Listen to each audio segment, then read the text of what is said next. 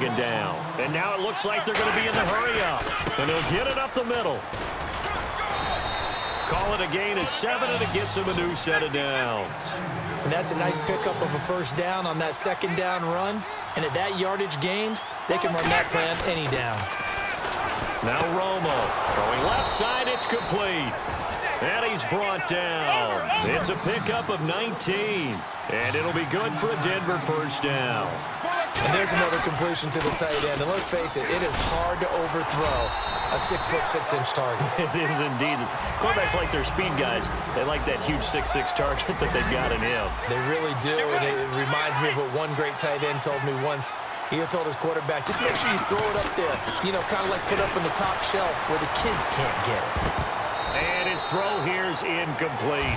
The defensive coordinator came into this game with a plan to get to the quarterback with whatever type of pressure is necessary. It's working to perfection for him today.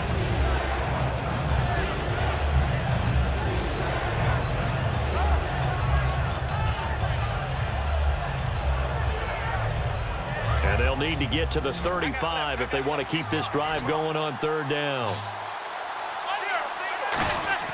Throwing on third down, Romo. And he takes a shot on the release as this will be incomplete. Devontae Parker was the intended receiver. And it's fourth down. Third down is a down. Both sides know they absolutely have to win. And the name of the game for the defense is pressure on the quarterback. But pressure on the quarterback with contact, that's how you end up winning it.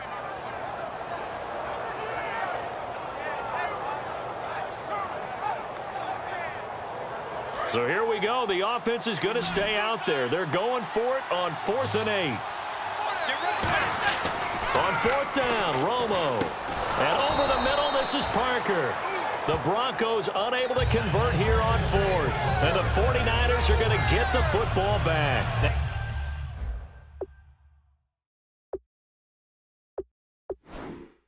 Now we take a glance at the offense as they work their way back out for their first possession of the second half.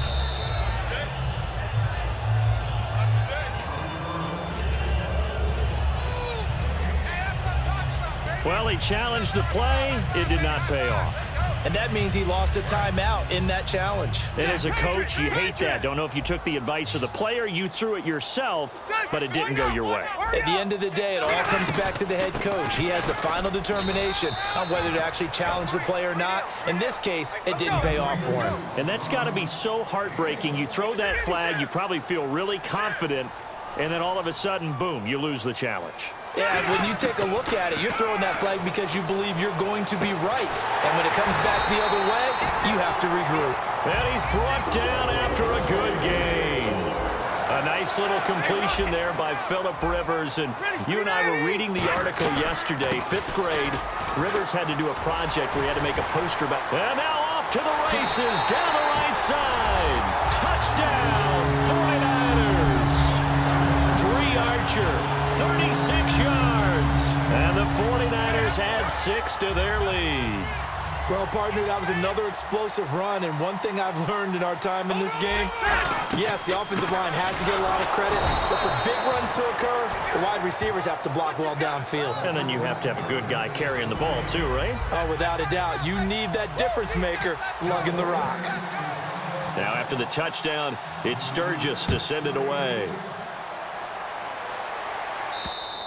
And this will be a touchback as that sails over the end line.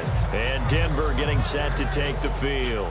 And last time this unit was out here, costly turnover, and then that turned into 6 points. They've got to make amends. And how many times have we sat in meetings with coaches and they use the term complementary football? Offense take care of the defense, defense take care of the offense. That didn't happen on the last possession. This is a chance for them to pick themselves back up and help their team. Yeah, we'll see if they can recoup and recover. The good signal callers would never go back in the huddle and play the blame game because they need those guys to protect him. But on that last one, his offensive line, they lost their leverage very quickly, and that's why they were able to get to him and hit him as he tried to throw the football and force an incompletion. Back to the air they go. Romo on second down. And the hit jarred it loose. It's incomplete.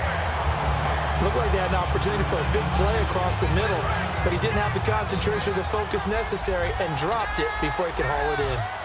Forte, the lone running back.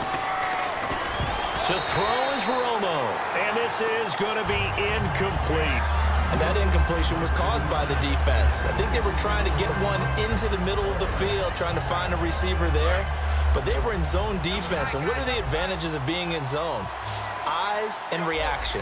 Eyes meaning all eyes are on the quarterback and able to react when he throws the football and rally to that spot. And that's exactly what happened there. Able to get there and knock it away. And he's brought down after a good gain.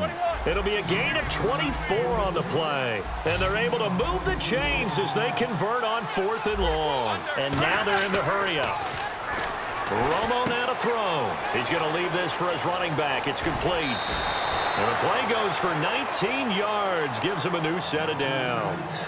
We can talk all we want about football being a game of strength and brawn. It's also a game of mismatches, and they're trying to create one there, getting it to their back out of the backfield to make a bigger play. As we often say, get it to him in space, let him use his leg. Yeah, if he can get a matchup against a linebacker or maybe a defensive end dropping out in a zone blitz, he's going to win that battle just about every time. Give him 7 on the play, and that'll make this a 2nd down. And they're going to hurry back to the line now. On 2nd down, Forte. 8 yards on the pickup there, and it moves the sticks. And a new set of downs here after picking up the first on the ground. So many teams want to throw the ball in this situation nowadays, but I love watching a team that has enough confidence to go ahead and run the football in that situation. That's almost a tendency breaker. That one goes for 16 yards. It sets him up 1st and goal. Simple slant route, and part of a really nice hard throw by the quarterback. Nice timing between the quarterback and the receiver. They were perfectly in sync, and he put it right on him on the inside route. Now Romo. Incomplete. And that was incomplete, but I don't know how much of that falls on the quarterback. He was pressured. Brandon, the rush showed up so fast, the quarterback had no chance to get the ball downfield. Now this will be the 9th play on this drive.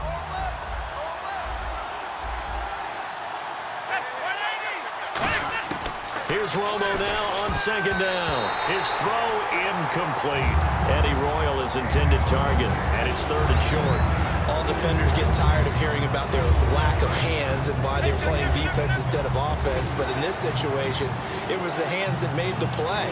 Batting the ball away on an attempted touchdown pass. Excellent job. Way to knock it down. 3rd and 2. It's Romo. And almost intercepted. Would have been a huge pick in the end zone, but as it stands, that brings up 4th. Not only did they drop what looked like an interception in the end zone, they blew a golden opportunity to shift the momentum.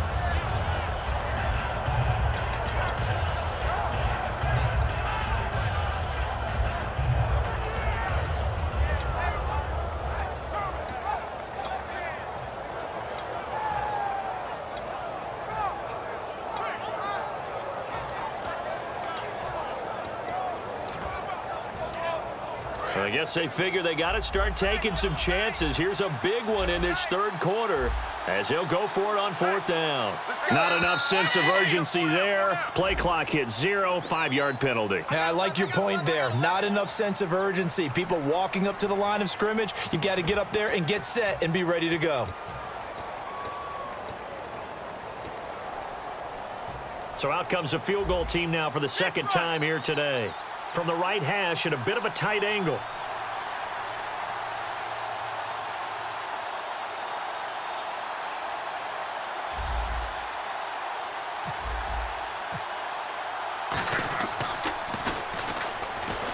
And it's a fake. He's going to throw it. And all the gamble fails. It's incomplete. The 49ers offense now, they get set to head back on the field. And they'll just simply be looking to build off the confidence of the last time out where they scored a touchdown. Man, confidence is powerful, isn't it? When you've scored once, you feel like you can go back out there and get it done again. Doesn't matter what the defense throws at them. They feel like they're in a groove right now, and they want to get out there and show it. Yeah, hoping to stay in that groove here this go-around. They're going to hurry back to the line now. They'll give it to him right up the gut. And a nice pickup as this one gets him to the 10-yard line. 8 yards on the ground there, and now they're looking at a 3rd and 2. Back now here in Santa Clara.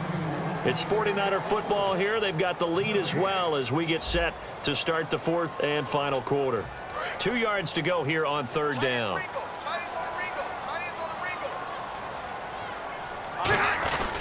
And on the ground they go with the running back. And not much there at all as he'll get this only up to about the 11. Only a yard on the pickup there, and it's going to leave him with a fourth down. 3rd and 2, and they ran the ball for only 1 yard, and everybody's going to scream at the offense. But let's give a lot of credit to the defense on that play. Defensive front out leveraged the offensive line. They got more people to the football. Yeah, they won that battle in a big way, and they're forcing a big decision now by the guys on offense. On the sneak, Rivers. It'll be a 2-yard gain. And on 4th down, they're able to convert and move the sticks. And the offense moving quickly to the line. So is there a place on the scoreboard for guts? Because they've got to get extra for that one. Picked up the first down, but that's an extremely risky call that deep in their own territory. Yeah, where do you think is safe? You got to be across midfield, right? I would think so. I mean, that's where safe is the right word. Across midfield does that. If you're a little bit more of a gambler, depending on situation. But this one, backed up this far, that was risky. Hey, sneak worked. That's a good, nice, crisp run for a first down. I wonder if the defense might have been loosened up a little bit, maybe anticipating a pass instead of the run that they got. 2 yards on the carry there. It'll be 2nd down. Looking to speed things up here, going with some tempo. And he'll give it here to his running back. And he'll get this one up to the 26. He'll pick up only a yard there, and it'll leave him with a 3rd and 7. And before they can run this 3rd down play, we're going to get a timeout. It's just their first. They'll be down to 2 remaining as we step aside here in the 4th quarter. This will be the 8th play of the drive. It's 3rd and 7. They come out 5 wide, 3 of them to the right side. Throwing Rivers, and that is incomplete. Chris Conley, the intended receiver, and that'll bring up a 4th down. All right, let's go ahead and try and get into the body and the mind of the linebackers. Yeah, I know they're bigger and stronger than I ever was, but in this situation, they understood what was going on as much as the offensive guys, because the offensive guys are always taught, find the first down sticks and make the play. On defense, what do you want to do? Guard the first down line. Make sure they don't get there and tackle them in front. They were able to drop in their zone coverage, figure out where the first down line was, and end up making the play, swatting it away so they couldn't get the completion. And defensively, they just don't seem to have much of an answer for this passing game. Not at all. Look at the confidence that's exhibited here. With that type of a lead, clock on their side, instead of running it, they're still throwing it, trying to pick up first downs and keeping the football.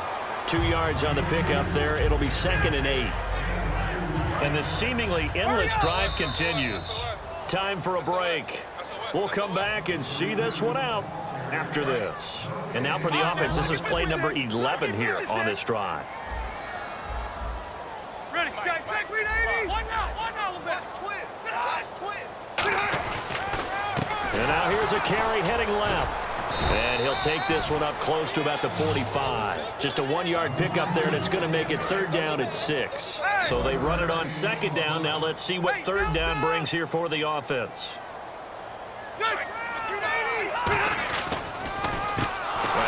Comes to Stewart, and they went the wrong way there, losing yardage back at the 43-yard line. No matter what play call. And now the Broncos will burn another timeout here. That'll be their 2nd, so one more chance to stop the clock here, and we'll be back. Here's Shane Leckler now, and surprisingly, this is the first punt of the game for either team.